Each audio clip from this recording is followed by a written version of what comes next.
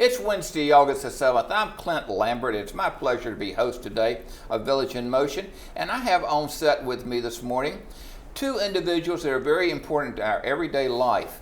And that is our executive chef, Michael Ritt, and our dietitian, Mary Smith. And we're very glad to have both of you with us this morning. Happy to be Well, here. happy to be here. Good morning. Happy Thanks Wednesday. for having us. Happy Wednesday, right? This is hump day, folks. It's hump day. Yeah, okay. Well, every day for us is food day. Correct, correct. So I know you and I were talking just before we went live, and you actually had a good question about recipes. Yes. And that when we get feedbacks, comment cards, and I'll tell you what, the new way we do the resident comment cards, where it's actual updated every day instead of waiting for the end of month, is a great format that was, developed here at Green Spring and is now going to be taken enterprise-wide. Wonderful. Yeah. Wonderful. So that's a great tool that a lot of the GMs, Corey and Troy and Lee and Michelle and G and Jason and Ty, all, Naheed, all played a huge part in developing that. And it's proud to see something that you developed taken enterprise-wide. Another one, and I know you're a fan of this, is the reservation system is now going to be, again, piloted in Seabrook. And they're having New Jersey. Yes, sir. And they're having huge success, and hopefully we'll take it enterprise-wide. So another program that was developed right here in Green Spring. So we're making a little wave enterprise-wide. But going back to the recipes that you mentioned, that some of the authenticity of these recipes you have questions about, and you're not the only one. And you and I have done this for a while. We're very transparent. I'm not going to hide behind anything. And a lot of the comments that you or other residents send to us, we send up to our corporate partners because currently right now they are filtering through NetMenu, and some of these recipes they're going to either adjust or we're just going to do away with if they're not used that often.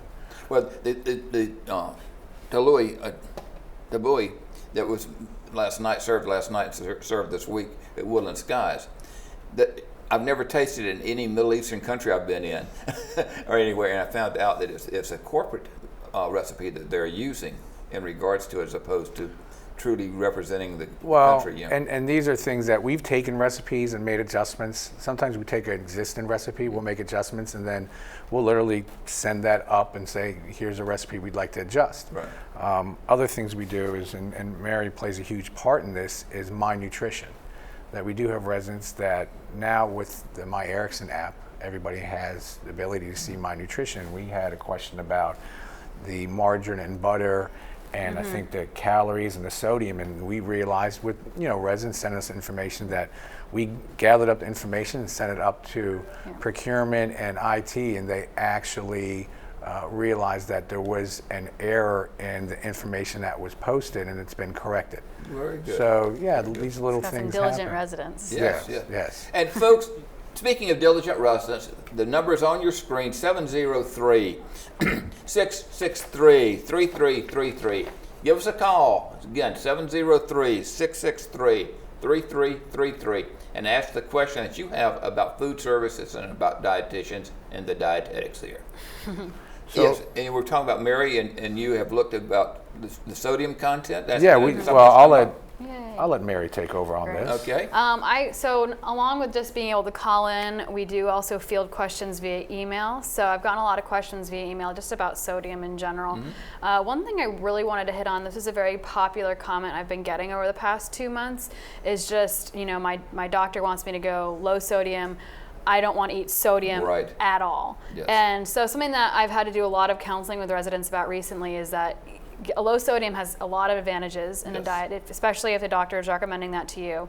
But you never want to completely eliminate it from your diet. Yes, exactly. Sodium is an electrolyte that's very important for balance and cell function and helping maintain the proper water-like levels in your body. So it's very important. It's also basically impossible to completely eliminate sodium. And if you do, you're going to lose a lot of weight, which is not necessarily a good thing. Well, not only that, you're going to lose a lot of stability. A lot of with stability, your body. yeah. I'm very familiar with that. I take extra sodium. Some I'm on 6 grams of sodium a day in addition to what I eat. So, Wow. And so it's I like that you said that, because I think that's something that residents don't realize, is that everyone's medical condition is different. There are residents who need to completely eliminate a lot of sodium, but not all of it. Right. And then there are some that actually have to take extra sodium based off of your condition. So you're always going to be ebbing and flowing and trying to keep a peace and a medium with all the things that we serve. But we did want to bring in our low sodium bases that we use for all of our soups here. We get a lot of questions about the soup. So this is I think this one's a vegetable. We have one of each, right? We have a chicken, a beef, and a vegetable. So this one is the beef. There's no artificial flavors, no artificial coloring. It's MSG free, it's gluten free, and it's low sodium. And this is something that we'll use as the base for all of our soups. This is the base for the soup. Yeah, these are the chicken, the beef. Now the chicken, the beef, and the vegetable are the ones that carry these characteristics. We do use other bases that may not have these characteristics. These are the 3 main ones. Pretty much these are the ones we use in our soup. If we may do something special, lobster bisque or a crab bisque, we may use one of those bases. Now those do not have the characteristics, but that information will be available in My Nutrition. Great, very good. So I've been able to work with a lot of residents recently to find a balance of like, okay, I want to stay underneath 1,500 milligrams of sodium a day, which is, if you're somebody who has hypertension or got, asked by a doctor to lower the sodium in your diet, you're going to be recommended to have a 1,500 milligram sodium diet. We are able to create a lot of meals using My Nutrition based off of the foods that we do serve here. But another question that we got asked emailed to us was, well, what do I even do? What's the first thing I should do if my doctor has told me to change my diet? So I'm going to start with the things that you shouldn't do, because they tend to be more common. Right. And the first thing that you shouldn't do is ask your friend what they do. Yes.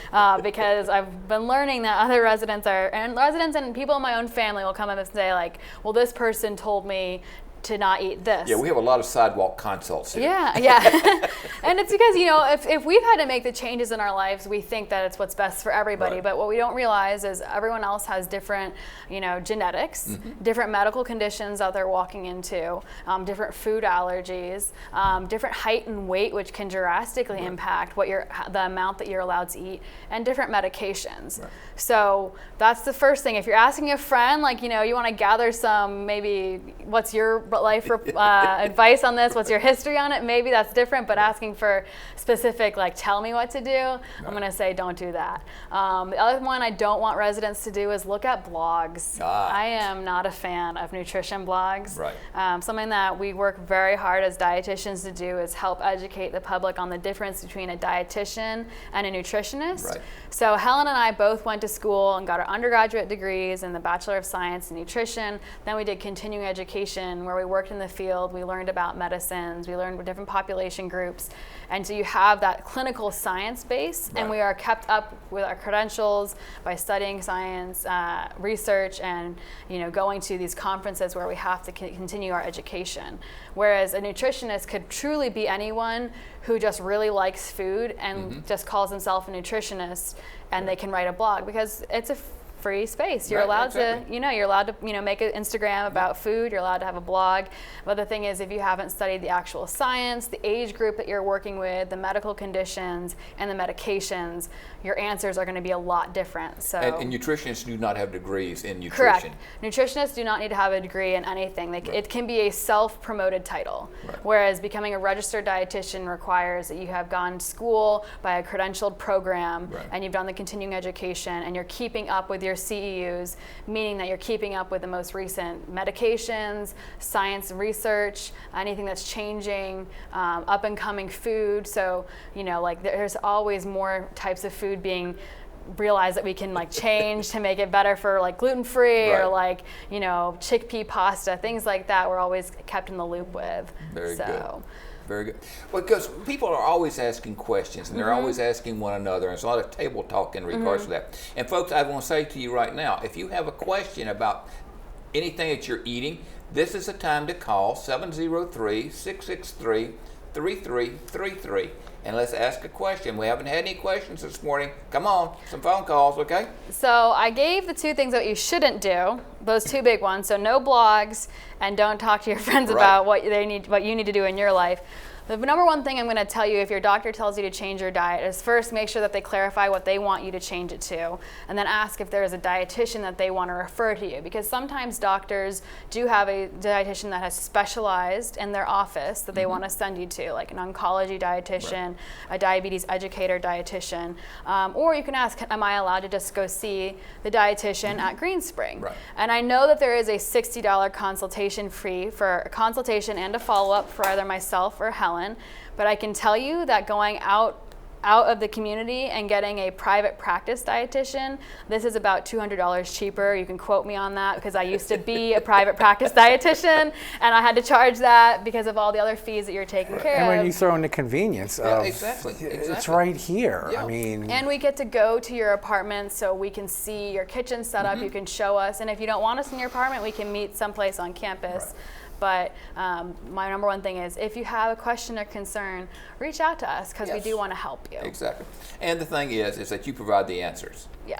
And you do some follow-up with individuals too, right? And we can point you to reliable sources. So if you just want a baseline of knowledge about something and you don't necessarily need a one-on-one consultation, I'd always go to like the .org, so like kidneyfoundation.org, the Diabetes Association, like ADA, it's slipping my mind right now, but the National Heart Association, using those national websites, the .org, because those have been the ones that are, the research has been done. They've created the very professional pamphlets. And when in doubt, you can always send us an email and say, is this a trusted source? And so speaking of emails to you, how would we send an email to you? Yeah, so my email is mary.smith2@erickson.com. Okay. I get a lot of phone calls of residents saying they couldn't email me because they didn't know I have a number after my name. My name is very common, so we have to, make it a little more unique. Mary.smith2. The number 2 at erickson.com. Okay. And then Helen is helen.chung@erickson.com. All right. And then I always tell people, if you have a question, and another thing I want to bring up is both Mary and I, we do a My Nutrition presentation in the theater, and we'll probably set one up near the end of, summer's not a good time. A lot of people are away, so we'll wait till the fall. You do it once a quarter, right? Yeah, we do it once a quarter, and we go through, there's a whole presentation that we do, a PowerPoint, and then there's a Q&A.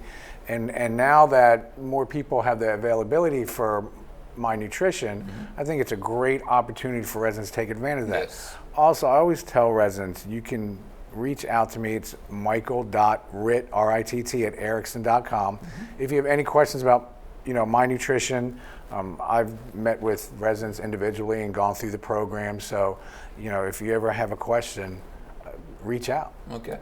In regards to reaching out to you, can they call you, Michael? Absolutely. I'm 604-4410. 604-4410. And that gets to the executive chef. Yeah, and just leave a message. Okay. I'm in and out all day long.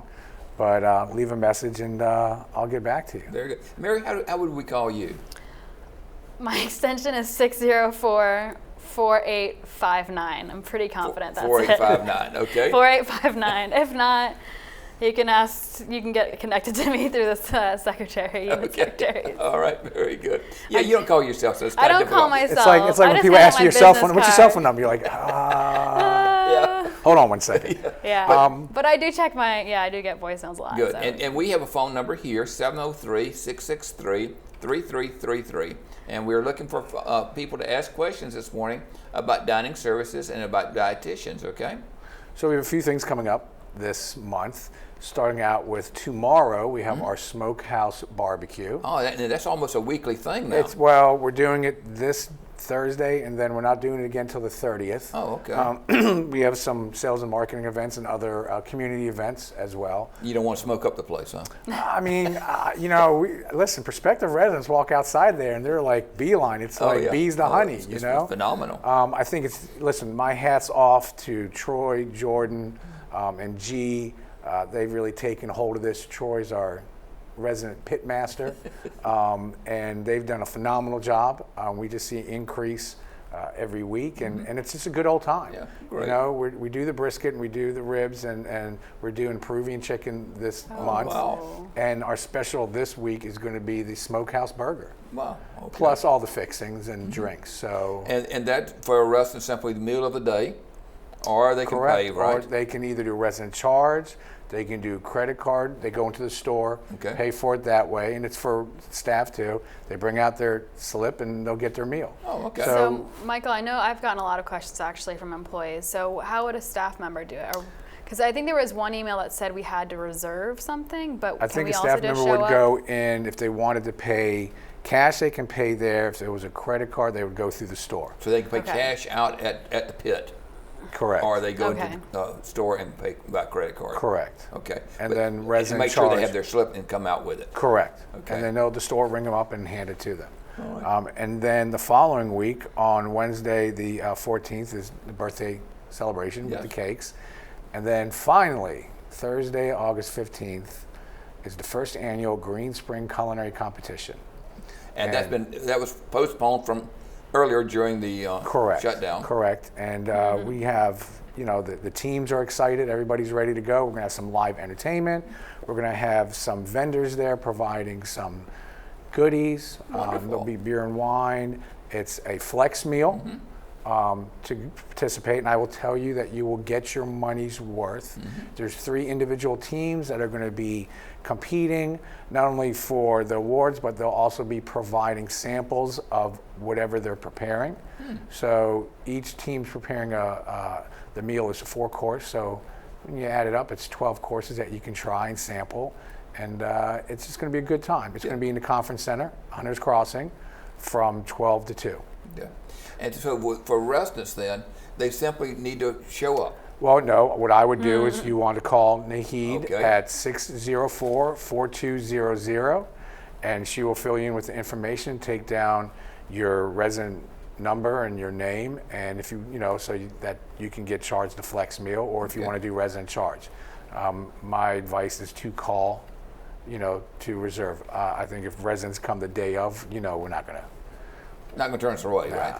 Okay, very good. We welcome all. Okay, but you mentioned beer and wine's going to be there. Is that included within the cost, or I'm is not that extra? I'm not sure if it's just if that's included in the cost or if that'll be an extra charge. Okay. But you might want to put something out about that. I think on the form it has that information.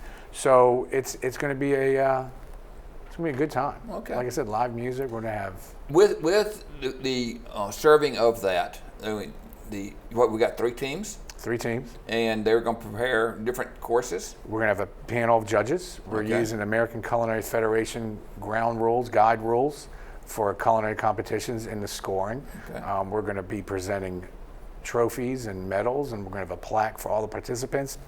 And the beautiful thing is that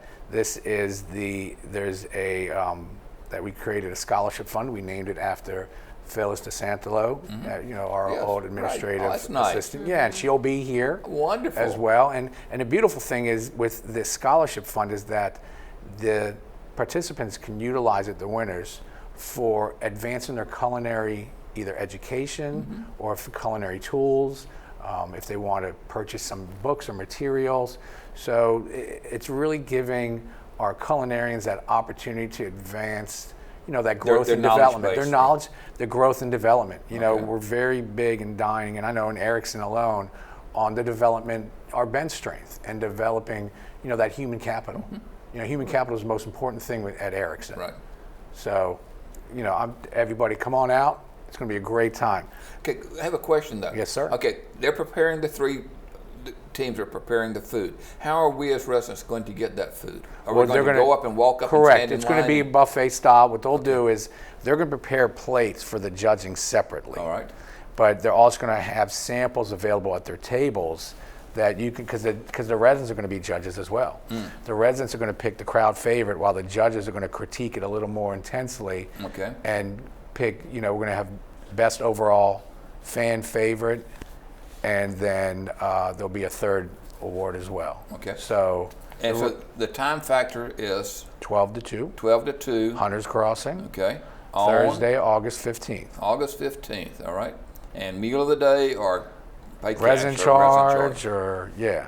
And that's going to we already have a good amount. I think we have about 170 people already. Great. So it's going to be a good resident. And that will be down in the conference center. Yes, sir. All right. So what else do we have coming up? We have Eat a Peach Day, Thursday, August 22nd. Eat a peach? Eat a peach. It's National Eat a Peach Day. Now, I used to work in South Georgia. I mean, So you know all about peaches, huh? So there's going to be a peach treat in the lobbies. Look for information on Channel 6, resident menu, on the host stand. They have it right up there with the times, and they'll be in each lobby. Okay. And come on out and have a peach. Wonderful. We have the rescheduled.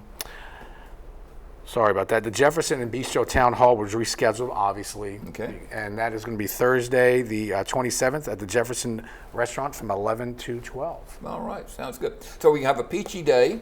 Peachy Day. Okay, and then also make sure that we're going to the town hall, right? Right. And then a couple other things. We opened up Woodland Skies. Everybody knows the new beautiful dining room. It is gorgeous. Thank you guys, everybody that did that. And with that Woodland Skies is back on Signature Dining, full blown. Same with Fireside. Right. And the one thing I want to mention about Signature Dining, I was on a corporate-wide menu variety task force, they call it. Okay. So what came out of that task force is, the big thing is menu variety and changing the menus. So here at Greenspring, I'm proud to say that the rest of the enterprise is following our lead. We are changing every month, the first Sunday of every month, we change a new menu. Okay. I'm not going to mention other communities. I'm not going to mention what their change Some time of them was. have been but long in there. I can say that now the whole enterprise is following footstep with how we're doing that. I think that's a proud thing. And the one thing I want to say is, residents always say, wow, what about choices? And we can sit here and do some quick math. So every month, each venue, and that's Woodland Skies and Fireside, change about 10 items. Okay. So you're talking about 120 items in a year. That's 240 between the two. Then you have 3 specials weekly. All right, so that's another 150, give or take. Right, so that's another 300. So we're over 500. Right, that's just the 2 venues. Plus you throw in special events, theme nights. Then you look at the Jefferson. Jefferson has 4 entrees every night, changing out. So if you do quick math, 365 times 4, you're going over about 1,400. Right. Now, are there duplicates? Absolutely. Right. There's fan favorites. Asian night, residents love that. The turkey with the stuffing, residents love that. So even if you take away duplicates, even if you wanted to cut it in half, you combine everything, you're doing probably between all, and then you throw in the bistro, and they're changing with the signature dining venues. Now they're the issue is though with these changes, what we've noticed is there, like 2 vegetables that may change out of the vegetable list. Well, and the vegetables seem like they're there an awful long time. Well, the vegetables should be changing with the menu, and we've addressed that. And now that we're in summer, also there's a more variety, a better supply. So we've talked about that and reached out to the chefs to say take advantage of the season, and the steamed greens, the fresh, the zucchinis, the squash, the broccolis. Can we do that all year? Because certain items, as you go into the winter, you get more to the root vegetables. Right. You really want to look at certain product that the season ends in August, September. You really want to bring it in December, January, and February. Now, there's some items that there's frozen equivalent. Right.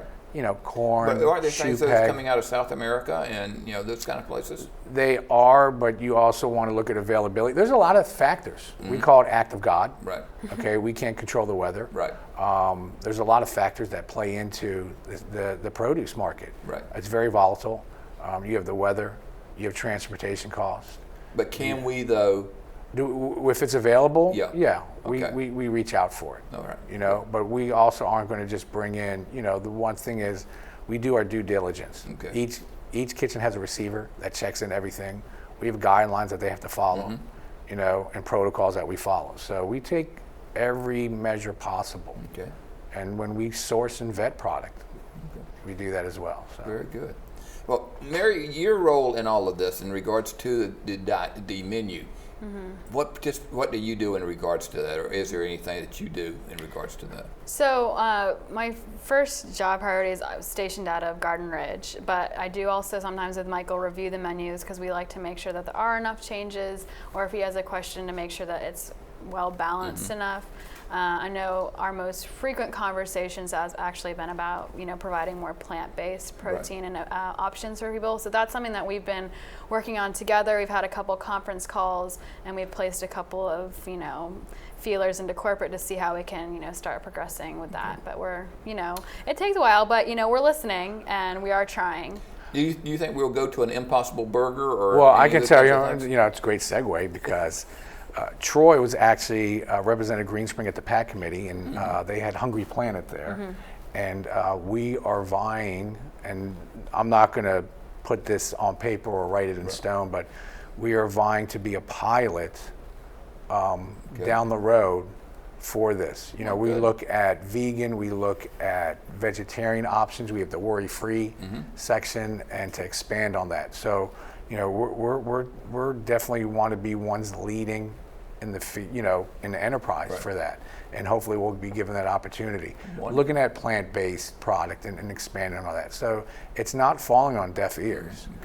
We definitely want to be in the lead on that and set the pace. We just have a chain of command. We're working up it. Right, sounds good. Well, as long as we as residents receive the best quality that we, and receive the good variety, I think we'll stay happy, and as long as we have enough to eat.